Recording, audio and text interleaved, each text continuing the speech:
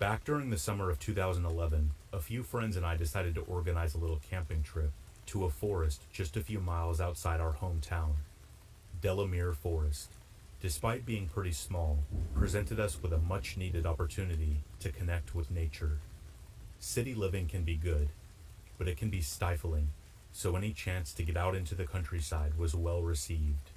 But as time went by and the date of the camping trip approached, things began to unravel. One by one, various friends called and texted to inform us that they wouldn't be attending, be it family illness, lack of cash, or just laziness. In the end, there was only two of us that actually decided to go. So, early on sunny summer morning, we boarded a train for the journey down to the forest. The weather was perfect. A cloudless sky with a light breeze that made the hike through the woods not nearly as oppressive as we were expecting. It didn't take long for us to find a decent spot in the shade that happened to be right next to a stream that we could use for washing and drinking water. The only trouble was the spot was very open, visible to passerby, and not the least bit subtle. So it's late afternoon, we are tired from our hike, and we decide to build a fire to cook some dinner on. But here's the thing. Building a small fire is an essential part of camping, sure, but it attracts people. The smell of burning wood and the cooking food, the smoke. Sometimes you might as well be announcing yourself to the whole forest with a megaphone. But we know this, so we're not exactly surprised when a group of locals stumbles across our little camp and comes down to say hello. They seem friendly enough at first, and this might sound paranoid, but the whole time, I just had this bad feeling about them. It fascinates me how human instinct can pick up things like that. Little clues in body language or speech that lead to us to believe that someone isn't being entirely genuine. I wasn't sure if it was the way the locals were looking at each other or the strange, probing questions they asked, but I knew they didn't have the best of intentions. When they moved on and were out of earshot, my friend suggested that we move the camp. Now he's normally the skittish one, who I'm perennially telling to calm down or chill out, but on this occasion, I knew he was right. Maybe we were being a little bit paranoid, but in instances such as that, it's always better to be safe than sorry. So as tired and half drunk as we were, we packed up our stuff, doused the fire, and then started looking for another place to set up camp. Luckily, we found somewhere pretty quick, a heavily wooded hill that basically overlooked our old campsite on one side. Not that we had a direct view of it, but if you walked a minute or so away from camp, we had a pretty good view of the surrounding area. At least, we did during the daytime. As the sun set, we started another fire, cooked ourselves up some ramen noodles in our mess tins, then proceeded to drink and smoke ourselves stupid. We talked about stuff around the fire until we were too tired to drink and continue, then retired to our poncho shelters for the night. I'm pretty sure I passed out as soon as I got into my sleeping bag, as I don't remember drifting off or anything. I just know the next thing I can recall is opening my eyes in pitch darkness to the sound of a distant car revving its engine. At first I was just annoyed to be woken up. The hangover was kicking in hard, and I felt like boiled crap as I tried to fall back asleep. But the distant vehicle kept revving its engine, and as the sound grew louder and louder, I knew it was getting closer. Something told me to go check it out by the time I started to hear voices. It might have just been a bunch of kids taking a stolen car for a spin, but like I said, sometimes it's better to be safe than sorry. But when I go to the edge of the hill, I can already see torch beams all over our old campsite. The revving engine was from a vehicle that had been driven all the way down the forest path to our previous camp. Someone was down there, looking for us. I think I acted more out of instinct than anything else, moving as quickly and quietly as I could back to my sleeping friend to wake him. I must have explained what I had seen like 2 or 3 times. He was just as exhausted and half drunk as I was, but when it sank in, he was up on his feet with me and helping to kick dirt on our dying fire. We then grabbed a pair of binoculars we were carrying with us and then ran back to the edge of the hill to watch the scene below. In utter horror, We could see what was in the men's hands, thanks to the torches they shone on one another. Baseball bats, hammers, and a length of rope were just a few of the things they carried. They spat and cursed, furious that they had come back too late to catch us. All we had were our Swiss Army knives to defend ourselves with. If the guys down there had decided to actually search the area, they'd have found us pretty easily, and I'm not sure I'd be here telling this story today. But to our infinite fortune, they didn't. Maybe they had been drinking themselves, or were just too lazy to actually look for us, but we are so thankful they didn't. With one person keeping watch, the other went back to camp to pack their gear as fast as they could. The guys down below were hanging around our old camp, kicking at the fire we had so carefully constructed, taking all their spite out on things we had left behind.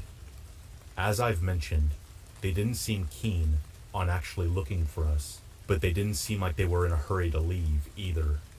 This meant that we were essentially stuck on this wooded hill, as an escape attempt with our heavy packs meant that if we were discovered, there would be no outrunning any of them, especially since they had a vehicle.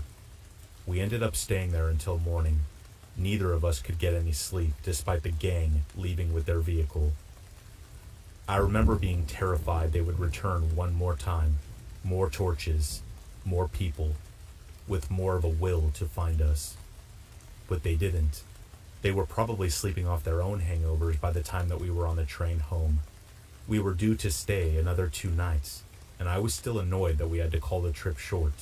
But with those scummy local people around, we just didn't want to risk it. Be careful when you're traveling around, whether it is internationally or locally, because despite the unfathomable kindness of strangers, some of them aren't so friendly.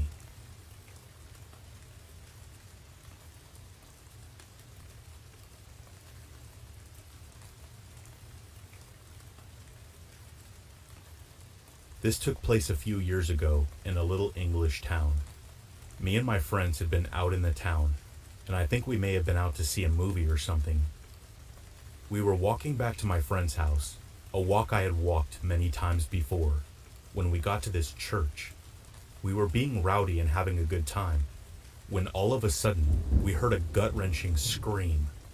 At first we thought it was coming from across the road, where an abandoned building was. The screams continued, and after a few seconds, we realized that they were coming from behind us, in the church. We thought that it could possibly be a few kids messing around, but either way, our curiosity got the better of us. We walked into the yard to try and pin down the location of the screams. It's safe to say at this point we were freaked out. The screams honestly sounded like someone being murdered. I got out my phone at this point and called the police.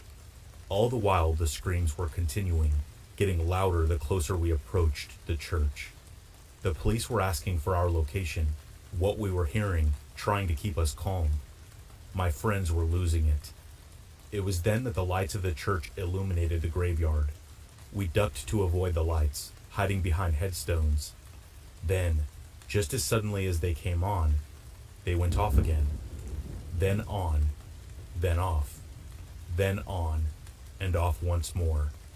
At that point, we hightailed it out of there. We weren't sticking around to find out what was going on. The police called me back a few minutes later when we were further down the road. They said that they arrived at the church and looked around. However, they couldn't see or hear anything. I asked whether the lights were on or any doors were unlocked, but they said the entire property was fully sealed and no lights were on. To this day, I have no idea what took place that night. In all honesty, I had forgotten about it until my friend had reminded me. We all kind of wrote it off as a weird experience, but there was something about those screams that still, even to this very day, makes me feel uneasy.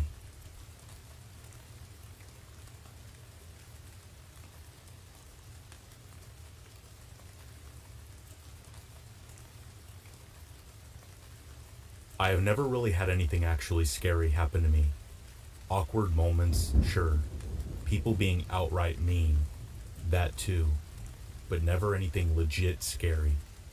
But all that changed just a few weeks before lockdown. when I was asked to babysit a neighbor's kid while they went to a party relating to one of their jobs. I had never ever babysat for anyone before, so admittedly, I was pretty nervous. But if I had known what kind of night I had in store for me, I'd have turned the job down in a second. It was made all the worse by the fact that my parents pretty much assured me that it would be an easy $50 and that the night would be over before I knew it. I had a bad feeling about the whole thing from the start, but my dad actually managed to talk me out of that headspace. Now I wish I had just trusted my gut and stayed well away. So I wander over to the house around 7 in the evening, introducing myself to the parents and the kid before they go over a few ground rules. At first, it seemed like my dad was right, that I was just being silly, and that if I played my cards right, I could turn this into a regular thing to fund my weekend shopping habits.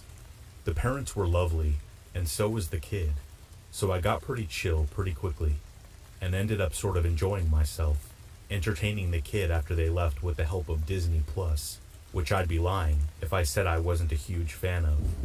Everything is going well until it comes time to put the kid to bed. Then, things started getting a little awkward.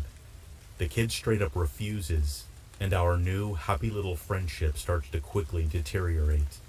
I felt super mean having to lay down the law with the kid, and he went from crying and wailing to shouting and screaming at me like I wasn't his mom, he hated me, and I didn't belong there. Stuff like that. It actually kinda hurt, and I started to realize that maybe I wasn't ready for that kind of responsibility yet. To be a parent or a guardian, you need to be tough enough to be able to kind of like be the bad guy, if that makes any sense. And if there are any of you out there that are looking to get into babysitting, thinking it'll be easy money, please reconsider. I have done way easier things for money before and since. Things that don't make you feel crappy for having to shout at a kid. But after a while, the whole temper tantrum seems to have tired the kid out.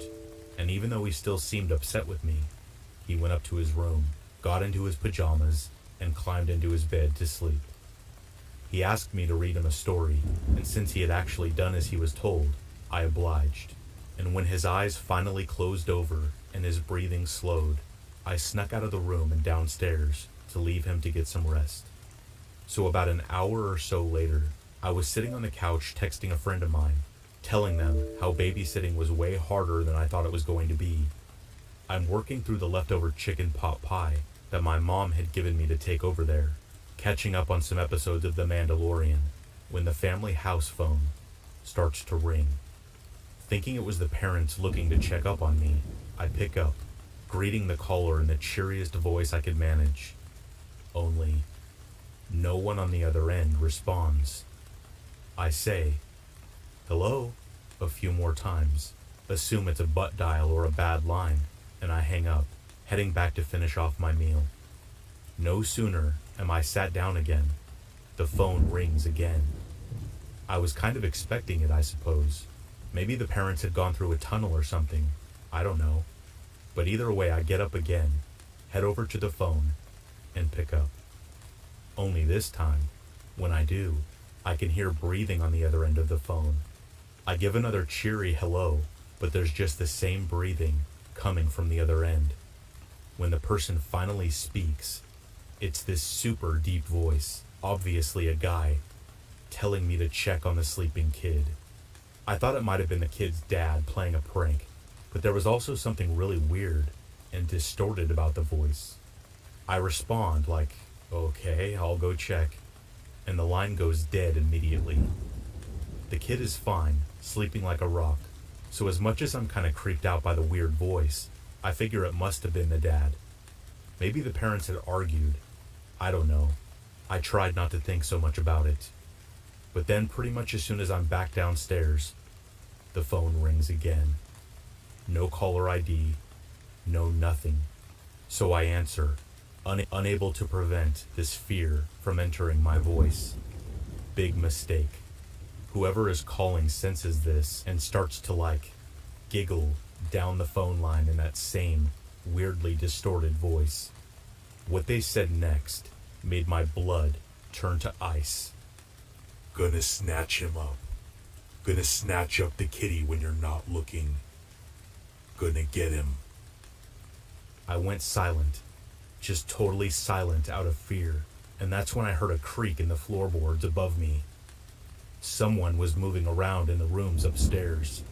I pretty much dropped the phone and bolt upstairs and into the kid's room to find that he's still asleep. Or rather, that he very much appears to be asleep. But that same deep, slow breathing isn't there. The more I look, the more like he seems like he's almost holding his breath. Not only that, but his arm is at this weird angle that makes it look like he's holding onto something under his pillow. Something he's trying to hide. In a fury, I pull the pillow up slightly and then realize what's been happening. Whoever thought it was a good idea to buy an 8-year-old kid a phone is straight up crazy. But under that pillow wasn't just a phone. There was some kind of voice changer under there too. I grab both and run out of the room, back downstairs, where the kid starts throwing another temper tantrum. I felt so dumb, completely played by the kid, made to feel terrified and vulnerable. How the heck could someone be so young, yet so malicious and mean-spirited? The parents arrived back shortly afterward, and I didn't mention a word of what happened until they had paid me in full. Then I read them the riot act. I was never going to babysit for them, and they were completely irresponsible, letting their kid have things like a phone, let alone an actual voice changer. Turns out the creepy little gadget was their older, college-aged kids, and that the little guy was fascinated with it and wouldn't give it back to him. But I didn't care. I wasn't about to put myself out there like that, ever again.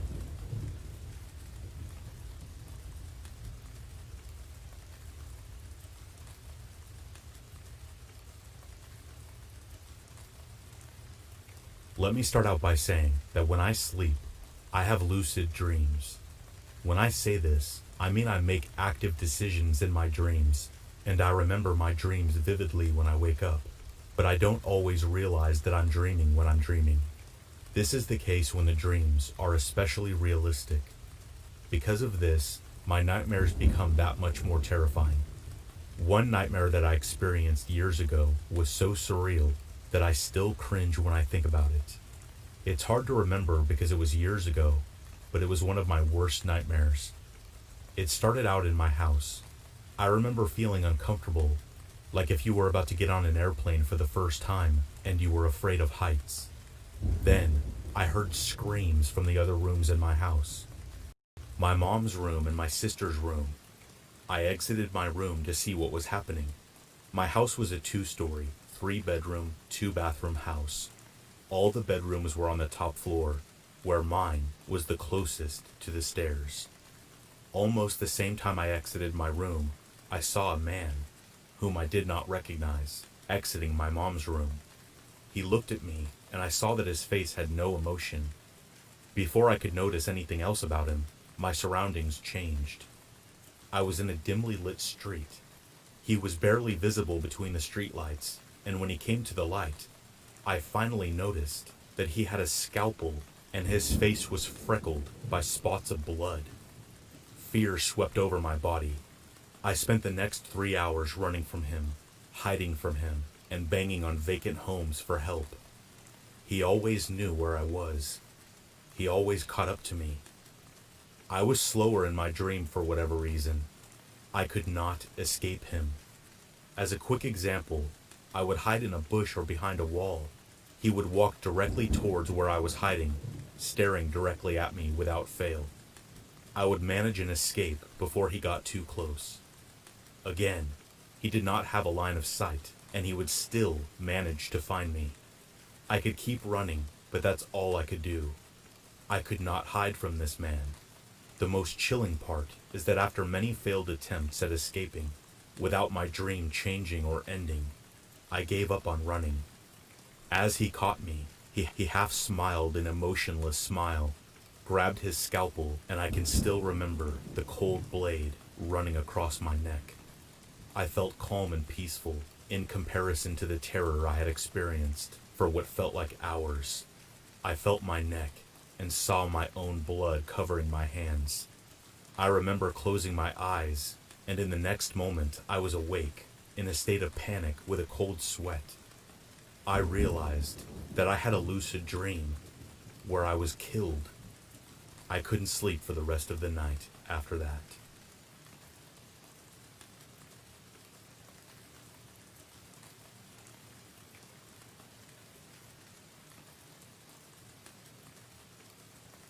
Let me give a little information about me.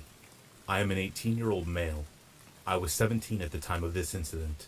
I have had some weird incidents happen to me throughout my life, but nothing has topped this, and I hope nothing ever does. My parents were having a get-together at our house, which seemed to me like it was dying down. I was getting bored, and I got a text from one of my close friends, Luke, who wanted me to come over. I replied back and said sure. He said that my other friends, Colton, Ryan, and Matthew, are also there, and they were waiting for me. I said I'll be there in 10 minutes. When I got there, I walked in, and I couldn't find anybody. I looked all over the house and found everyone except for Luke. I asked over and over again where he was, and they only told me to go find him. I assumed they were messing with me, so I played along and went to look. Let me give you a layout of his house. He has a relatively long driveway that has a few curves, with a barn on one side and his driveway on the opposite. The house is mainly surrounded by woods and fields. I searched around the house for a while, and they ended up telling me that he was in the barn, so I went outside to the barn. When I walked in, I couldn't hear anything, so I called him. He didn't pick up, so I decided to give up, just as I got a phone call. It was Luke. I picked up and said, "Dude, where are you?" He replied, "I'm running through the backwoods. You have to come find me." I hung up, dreading having to walk through the woods. Why would he come back here, I thought. It's dark, it's cold.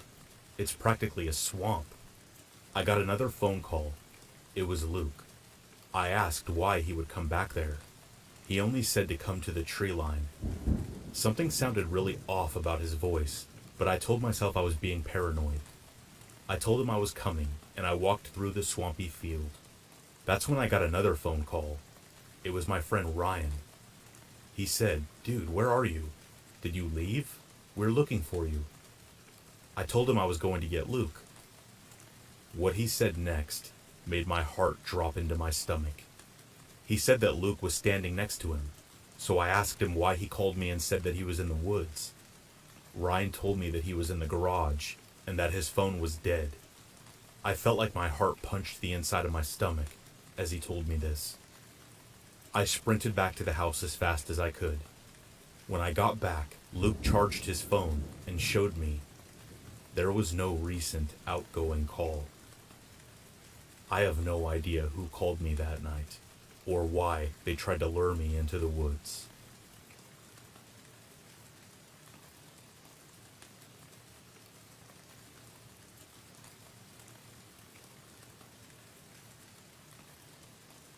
Late last year, I had my 21st birthday. Along with celebrating with my friends, my boyfriend's mom wanted to take me out as well. So his mom went ahead and reserved a table at a bar in downtown for Saturday night. Saturday night comes and there's major traffic. His mom and I park in a toll parking lot, and we have to walk about 5 blocks to the bar where we are going to meet my boyfriend and everyone else. So we start walking. At a crosswalk we have to wait at. There's maybe 8 other people standing at this crosswalk with us. I'm just patiently standing there, minding my own business, when suddenly, I noticed this girl standing next to me. She startled me, to be honest. 1, because of how she seemed to appear out of thin air, and 2, because of how close she was standing next to me. It almost felt as if she was trying to huddle into me, like you know when a little kid is shy and will try to hide behind his or her parent. Yeah, that's how she was, except she was just leaning into me, and she had her shoulders hunched over. Her hair was black and long, at least down to her waist. She had a long striped dress that went down to her ankles, a leather jacket, and sandals. She looked to be around my age, but she had dark tan skin and black eyes. Her attire was normal, but she didn't act normal. She was being really weird and kept plugging her nose as if she was smelling something bad. and she kept skittishly looking around, as if she expected something to pop out and grab her. To be honest, she was acting like a scared animal, but her demeanor was cold. Her eyes felt like they were dead and empty. Her face held no emotion. So, not liking how close she got to me, I took a few steps to the side. And guess what? She stepped towards me and got as close as she was the first time. What? I sort of thought that was weird, but gave the situation the benefit of the doubt. Plus, the crosswalk light turned green right after she came close to me, so I figured I didn't have to deal with her because we would walk our separate ways. Right? Wrong. She walked across the street in the first few blocks with me, staying the same closeness she was at. No matter where I moved to, no matter how many times she almost got lost in the crowd of people, she would scurry up right next to me again, all the while plugging her nose and looking around everywhere. She made me feel weird. My boyfriend's mom at this point confronted the girl, saying, "Hey, do you need something? Or are you okay, or what?" To which the girl responded, "It's not safe." After she said that, she slowly lifted her head, cocked her head slightly, and looked at me dead in the eyes. Her mouth quivered. My boyfriend's mom and I just looked at each other like, what the heck is happening? At that point, I just wanted to get away from this weirdo. It was bad enough she wouldn't stop invading my space and following me, but now she's saying this weird stuff while looking at me? My boyfriend's mom pulls me to her and whispers to me in my ear, "Walk faster and don't look at her. I want to see if she's following us." So that's exactly what I do. And guess what? She follows us all the way to the bar. Despite my boyfriend's mom telling her to please stop, she responded with, "I want to stay with you guys," despite taking unnecessary turns to see if she would turn to follow us. She would. I was freaking out internally all the way there. We finally get to the bar. We whip out our IDs as quickly as we can so we can get inside and get away from this girl following us. You guys, she followed us inside and sat at our table, but she sits at the furthest side of the table, and she starts to scoot herself over, but she only moves over when we look away. You turn your head and boom, she's managed to hop one seat closer to you, and she's just staring the whole time with this blank expression on her face. My boyfriend's mom has had it at this point and gets up to tell the bodyguard to make the girl leave. The bodyguard comes, tells the girl she has to go, and she actually starts to argue with him. I didn't catch the whole conversation over the loud music, but I caught the girl asking him why she had to leave and saying that she could sit anywhere she wanted. She began to get really aggressive once he told her that this table was reserved for us and our group, that she was not a part of. She got all fussy and looked at me with malice before she got up and stormed out. But she didn't leave right away. She stood outside, looking in at me through the open patio at the front of the bar. She wasn't moving and seemed to care less about the hustle and bustle of the people around her. She stood there for about 15 minutes before finally leaving. There was just this really bad and dark feeling that I got from her. She made me really nervous for some reason, and she just felt wrong. She was probably someone just cracked out on drugs, but it was super creepy, and I hope I never see her again.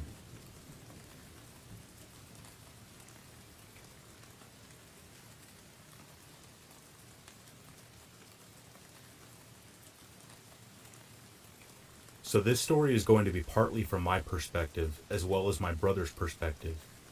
This is a true story that happened last night while I was at my grandma's house. So before this all took place, I went to McDonald's in the nearest city to us, which is about 20 minutes away. After that, I decided to go down to my grandma's house instead of going straight home. For context, she lives down a long farm road, to which you also have to turn off down a half-mile dirt driveway just to get to her house. I arrived there at around 9 p.m., and I went in and visited with my grandmother and my brother, who lives with her, ever since my grandma passed away, so that she wouldn't have to live down there alone. My brother and I took out my grandma's dog to pee around 10:30 p.m., and we just sat outside listening to music and talked for a while. At that point, I was starting to get cold because this is East Texas, and I am not used to it getting down into the low 40s at night, so I was about ready to head inside. I noticed something moving in the corner of my eye near the large metal shop that sits a few hundred yards from the house. I didn't really take too much notice though, because it is not uncommon for deer or raccoons to come snooping around in the yard, and plus, my grandma's dog wasn't barking, so I thought that it might have just been my eyes playing tricks on me. We finally headed back inside, and my grandma went to sleep at around 11 p.m. So me and my brother stayed up and played Among Us and watched YouTube for a while. At around 2:30 a.m., I was very tired and ready to go home, so I asked my brother to walk with me to the door and make sure that I get to my car because I am always very paranoid, especially at night. He joked around and said that he would turn the light off on me and lock the door, and I freaked out and begged him to walk me to the car, to which he finally humored me. I got in my car and immediately locked the doors as I was driving off back down the dirt road. I got home within 10 minutes and fixed myself some ice cream before I sat down and enjoyed some creepy, scary stories on YouTube. Another 15 or so minutes passed and I got a FaceTime call from my brother, to which I picked up almost immediately. I could tell that he was freaked out about something, but he wasn't saying anything right away, so I asked him what was wrong. The following is my best attempt to paraphrase what my brother told me. He said that after I left, he went back outside to listen to some music and sit on the porch. He had the music on his phone up pretty loud, which would usually mask any noises of animals coming from the nearby woods. After a few minutes of listening to music, he said that he heard what he thought to be sounds of metal banging around, so he quickly paused the music and listened to see if he could hear the sound again. He stood up and looked towards the shop and the boat shed, which are adjacent to each other and are a few hundred yards away from where he was standing. He saw a faint light shining around near the boat shed, but then it quickly flicked off. At this point, he was freaking, so he quietly crept back inside the house and locked the door behind him. He said that he ran to his room in the back of the house, I guess not thinking to wake up our grandma. He grabbed a weapon and quickly ran back outside. He saw the glow of a flashlight move around.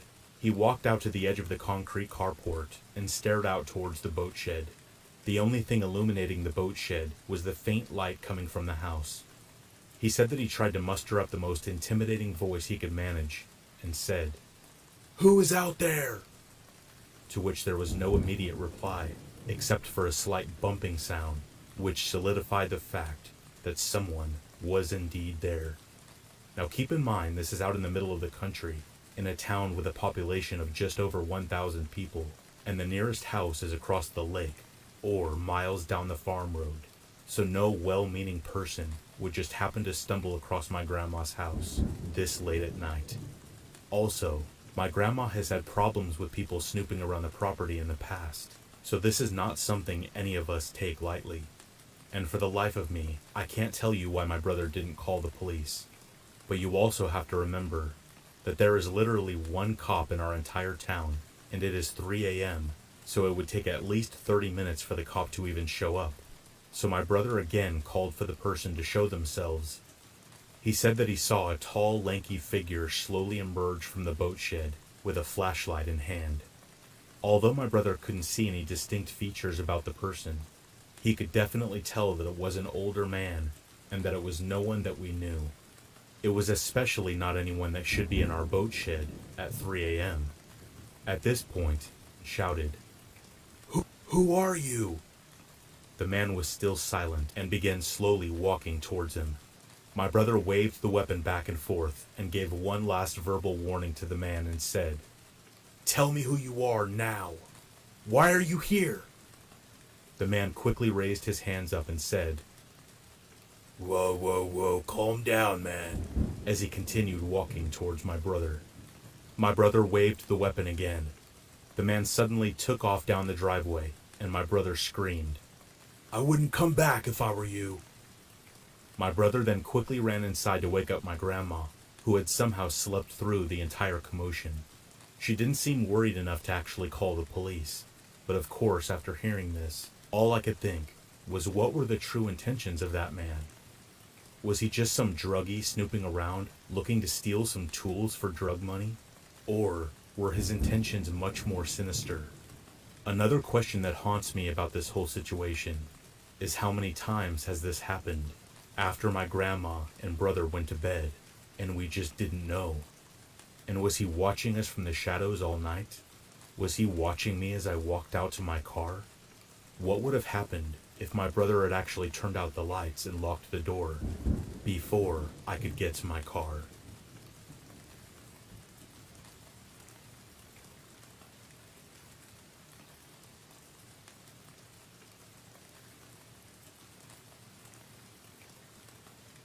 This messed me up for a while, and I'm still not completely okay, but it's easier to cope.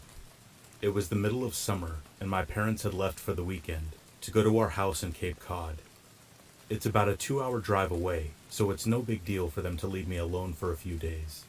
My mom had made some pulled pork and pasta for me to heat up to eat whenever, and I had some money if I wanted to order a pizza. Things were all good. The first night I was alone, I stayed up until 3 in the morning playing Xbox, so I woke up really late the next day. I checked my phone when I woke up and saw it was a little past 1. I had made some plans to play some street hockey with my friends at 3, so I threw myself out of bed and stumbled into the shower. I take really long showers. I was in there for about 45 minutes on my phone, scrolling through Reddit and Twitter and whatnot, when I heard my front door open. The bathroom is directly up the stairs from the front door, and the door is pretty loud when it opens and closes. I immediately froze, since obviously I was supposed to be alone. I waited for about 2 minutes, ears trained in trying to hear anything else. Nothing. I figured it was just the wind, or maybe my parents were home early, so I turned off the shower, wrapped my towel around myself, and slowly walked down the stairs. I can't see into the kitchen when I walk down the stairs. My house was really old, so each step on the stairs made a super loud creak noise. I still took my time and tried to be as quiet as possible. I probably took about 45 seconds to walk down the stairs, so when I get to the second to the last stair, right before I could see around the corner into the kitchen, I take a little breath to compose myself. In my mind, I knew I was being stupid. There obviously wasn't anything in the kitchen. There's no way I wouldn't have heard another noise. And there's no reason for them to still be in the kitchen, even if there were burglars or something in the house. After sort of mentally chastising myself for being such a wuss, I sort of chuckled to myself for being so stupid, and just normally walked the last 2 stairs and turned the corner into the kitchen. Standing about 2 feet away from me in the middle of my kitchen is a man staring straight at me, perfectly still, with a massive smile across his face, just staring at me. The thing I remember most vividly wasn't his face or his smile, but his arms. They weren't just at his side. He held them in the strangest, most abnormal position I've ever seen. They were where one would normally hold their arms, but he had rotated them to the point where they were almost completely reversed, as well as lifting them up and a little behind himself. I don't know why I remember this so much, but it's just the weirdest position that I've ever seen somebody hold their arms. Honestly, I thought I almost had a heart attack right there. Looking back, I can realize how creepy the situation was, but in the moment, I just took a step towards him and punched him as hard as I could in the jaw. The second I connected, I beelined up the stairs, dropping my towel in the kitchen with my heart beating out of control. I sprinted into my room and locked the door behind me. I quickly put a chair up against the doorknob. Almost without thinking, I called 911, and nearly in tears, told the operator what happened. As I sat on the floor of my room, in practically the fetal position, staring at the door, praying that a cop would be here soon, I noticed the light coming from the gap between my door had stopped. The man was standing on the other side of the door. There's no words to describe the feeling I had. I was paralyzed with fear, watching the shadow across the bottom of the door shift in tiny ways. I stayed balled up, staring at the gap, praying the man would go away for what seemed like an hour. All the while the 911 operator was asking, "Hello, sir? Sir, are you there?" Hello? I didn't want to make a noise, and even if I wanted to move my arms to bring the phone to my mouth, I don't think I could have. Eventually the light returned to the gap, and I heard the faintest of footsteps, slowly creaking the wooden floorboards as he walked down the hall. It was silent for minutes, as I just sat there curled up, unable to even speak. I heard banging on the front door, and the sound of 2 officers entering my house. I finally felt safe, and I opened the door to the 2 of them standing there. I almost cried. Nowadays, my parents don't even leave me home alone, which I honestly don't mind, and I check every lock in the house before going to bed. I still get nightmares occasionally, and my heart starts racing whenever I see someone standing still. But I'm doing all right. Even working with sketch artists in a few lineups, the police never found who was in my house. It sends shivers down my spine every time I look outside, half expecting to see him standing across the street, smiling under a lamppost. I have no idea what he wanted or who he was, but regardless, I hope I never see him again, and I'm still afraid that someday he might come back.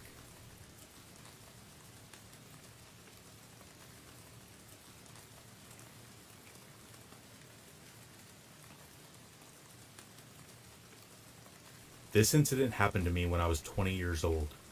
I've always been an outwardly alternative person, but I am known to be notoriously friendly and loud. I am not the kind of girl you would think people would want to try anything with. This is not to say I'm ugly. I've always thought of myself as average. Black hair, coffee eyes, pale skin. The catch here is that I was very heavily into thrash metal at the time, so even though I am on the shorter side, I would wear flipped bill trucker hats, ripped jean jackets with patches and studs, and if you saw me at the shows, I was in the mosh pit, throwing punches. I wasn't dating at the time, but I was talking consistently to a guy that I liked. At the time, I enjoyed taking nightly evening walks around my neighborhood, a semi-nice middle-income area that my parents had managed to move us to after lots of overtime and a lawsuit at my father's work that ended up paying out. I had made friends in the neighborhood, and it wasn't uncommon for me to show up unannounced at a friend's house and play some Mario Kart, or maybe smoke. After an uneventful visit to my friend's house, seeing as they weren't home, I decided to walk the long stretch of golf course. I just didn't want to be home yet. So I'm walking, listening to Slayer on my earphones, when I notice that a black Range Rover has been crawling by just a little behind where I was walking. I figured they were checking out the golf course, maybe trying to get a look at the size of it, but a car horn honks behind the Range Rover, and they are forced to drive forward. Oblivious, I continue my walk until I notice the Range Rover has made a U-turn to crawl behind me again. He circles maybe 2 more times. I take one earphone out and look at the car. The driver kind of freaks out at being noticed and drives forward again. So you know the feeling you get when you know something isn't right? Well, it finally hit me, and I start speed walking to the liquor store. I duck into the store, shooting the owner a quick head nod of acknowledgement, because we knew each other fairly well at this point. That's when I hear a car door outside being closed, and I see a guy walking towards the liquor store. It's the guy in the Range Rover. I tell the owner that I need to use the bathroom, an employee-only sort of deal, and he begrudgingly obliges me. I get to the bathroom, which provides a good view of the store, and just listen with the door cracked and the lights off, so I can see out. The guy walks in. I have never seen him before. He was about my age, tall, dark hair, blue eyes. He then proceeds to tell the owner of the store that he's looking for his little sister, that she's run away from home, and his parents are worried sick, that she'll probably fight back if he approaches her, and doesn't want to alert her to his presence. He then describes me in detail from my custom jean jacket, to my beat-up Nikes, to my mirrored aviators and identifiable facial features. I get a sick feeling in my stomach. Who is this guy? I have never seen him in my life. He leaves the store when the owner says no, and the guy walks back to his car, scanning the entire parking lot. and I hear the car start up and pull out. I emerge from my hiding place and look at the owner, who stares back at me to confirm that we were both kind of weirded out. Looking at him, I quietly say, "That guy is not my brother." I'm not sure what he wanted from me and why he made up an elaborate story, but I have come to the conclusion it can't have been anything good.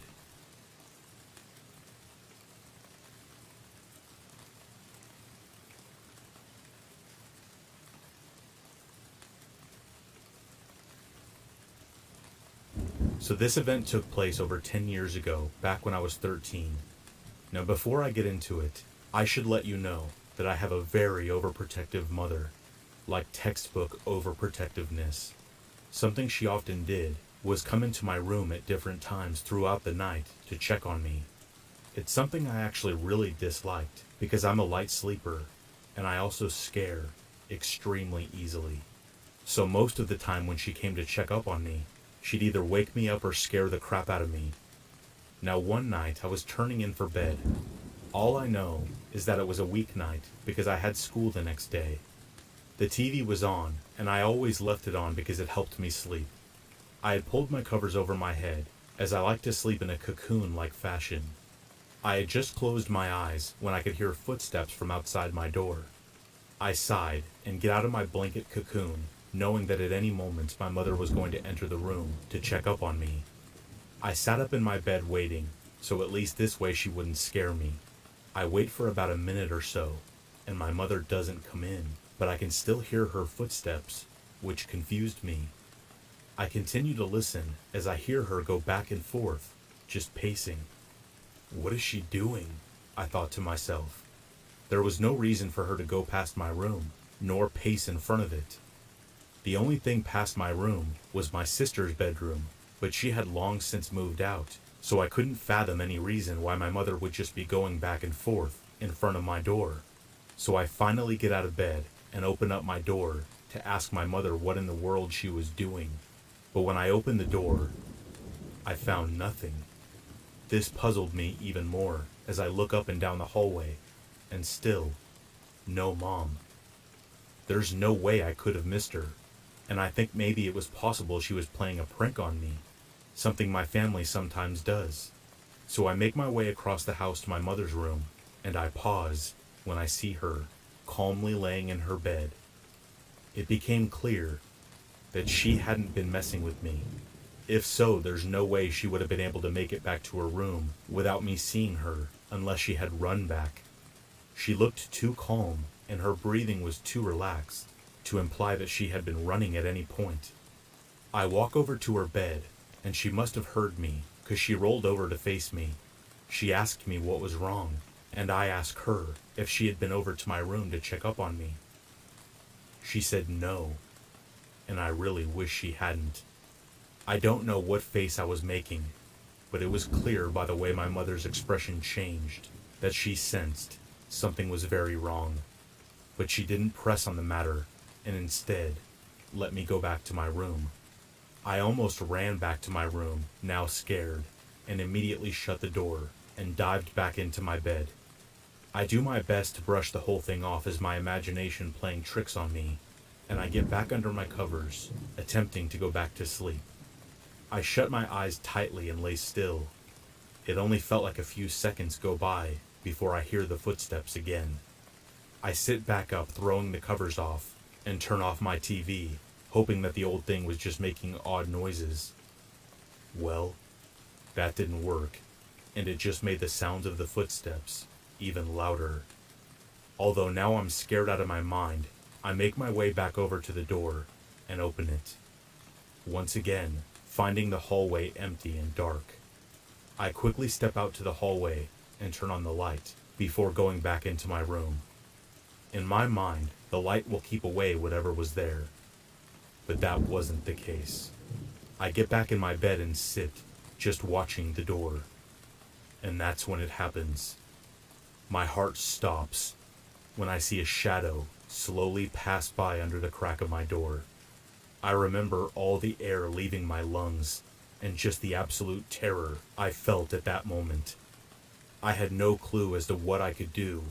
All I know is I just wanted to keep whoever it was out. For the rest of the night, I just sat on my bed, my knees pulled up to my chest, just watching whoever it was walk back and forth. I didn't know how nor when, but I had fallen asleep at one point and awoke the next morning extremely tired. I told my mom what had happened, and while she did listen and pay attention to my worries, seeing as there was nothing she could do, it was brushed off. She did tell me if this happened again, and if I was too scared to sleep in my room, I could come to her room and sleep there. For the next few days, I slept with my door locked, but the mysterious footsteps never happened again. To this day, I have no clue who or what it was. A spirit? An intruder? Seeing as they didn't harm me and just scared me, I don't think it was malevolent, but I'd still really like to know what or who it was and why they were there.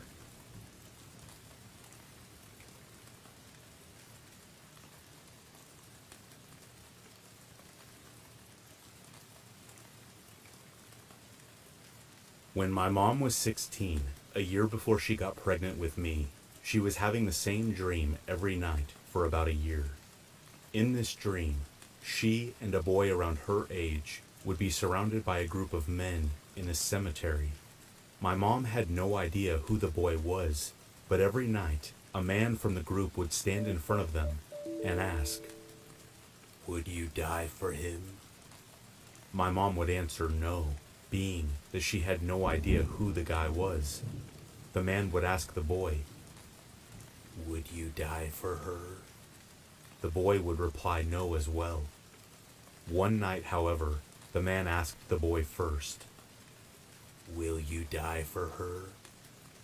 He said no as usual. The man then turned to my mom and asked her, "Will you die for him?" She isn't sure why, maybe out of curiosity of what would happen, or fear of getting hurt. She said yes. The man stared at her. The man then said, "Your fate is sealed, and so is his." But this time, he didn't hurt them. She just woke up. My mom was a model, and on this specific day, she had a fashion show that she would be doing in another nearby city. Her aunt had come to drive and accompany her to the show, along with my mom's best friend. Everything was fine that morning. My mom got dressed, her friend came over, her aunt arrived, and they piled into the car, ready for the 3 to 4 hour drive. While on the highway, my mom noticed she had forgotten something at home. They were only about 10 minutes out at this point, with plenty of time to spare, so they turned around to go grab it. Just as they turned around, listening to music and singing along, my mom's friend asked to turn the music down. "Do you hear that?" she asked. My mom and her aunt were silent for a moment before hearing a strange scraping sound, like metal on concrete. They looked around for the source of the noise, but saw nothing around them. There were no other cars on the road. When they got back to the house, my mom ran inside as her friend and aunt checked the car to make sure the strange noise wasn't the car. Everything looked fine to them, and my grandfather even checked and gave them the okay. This all took maybe 20 to 30 minutes. With that, they shrugged it off and headed back towards the highway. When they finally got on, the highway was now covered with police cars, blocking off a lane where they could see a horrible accident had taken place. My mom's aunt approached the scene slowly as a cop waved her down, telling her to stop. Give us a second to clear this lane of debris." "What happened?" her aunt asked, clearly shocked at the scene. "It was a head-on